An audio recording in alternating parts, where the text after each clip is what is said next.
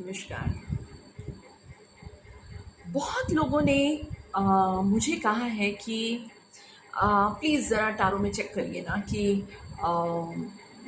मुझे नज़र तो नहीं लगी है, या मेरे ऊपर कोई बुरी नज़र तो नहीं है, या किसी ने मेरे ऊपर कुछ कर तो नहीं दिया है।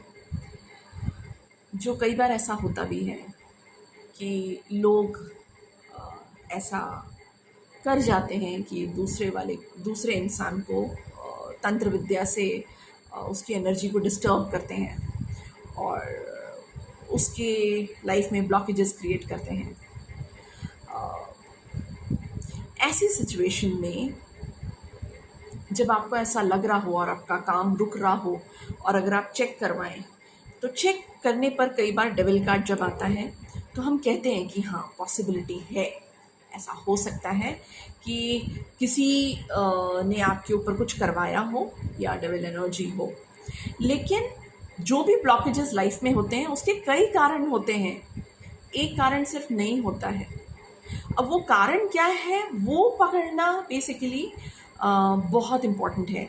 वो कारण आपका कोई दोष हो सकता है, आपकी कुंडली में कोई दोष हो सकता है, आपके ऊपर किसी ने कुछ किया हो सकता है, किसी की नज़र ऐसी हो सकती है, आपकी खुद की नेगेटिव एनर्जी ऐसी हो सकती है कि वो ही आपको ब्लॉक कर रही हो और आपने अपने चारों ओर बाउंड्रीज बना ली हो।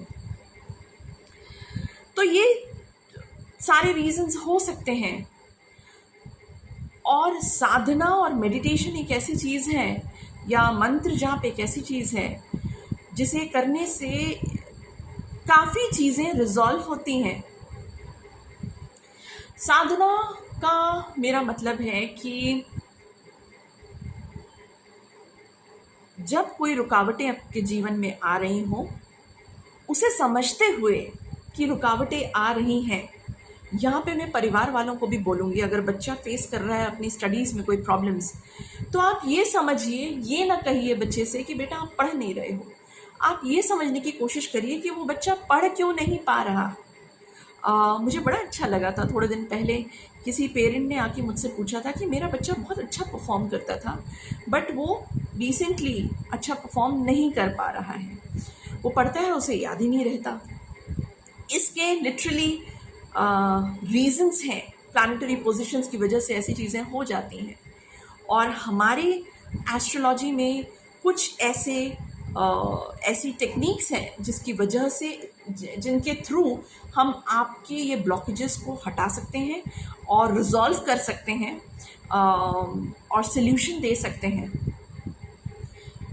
एक तो ये बात हुई, कोई दोष हो तो उसका निवारण करने के लिए कई सारे तरीके होते हैं जिनका दोष निवारण किया जा सकता है और हम रिलीज़ कर सकते हैं उसको। आपके अंदर की नेगेटिव एनर्जी, ये तो आपको खुद ही आइडेंटिफाई करनी पड़ेगी। ये भी प्लानिटरी पोजीशंस की वजह से होती है। अपनी एनर्जी चैनलाइज करनी बहुत ज़रूरी है।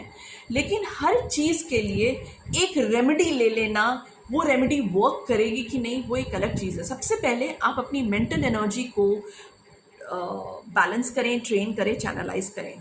सबसे पहली चीज़, ज़रूरी बात ये है, वो आपको स्ट्रेंथ जो देगी वो सबसे बड़ी स्ट्रेंथ होती है। और साधना इसलिए ज़रूरी है, मेडिटेशन इसलिए ज़रूरी है, एंड शायद योग भी जिसे हम कहते हैं, डिसिप्लिन लाइफ, इसलिए ज़रूरी है।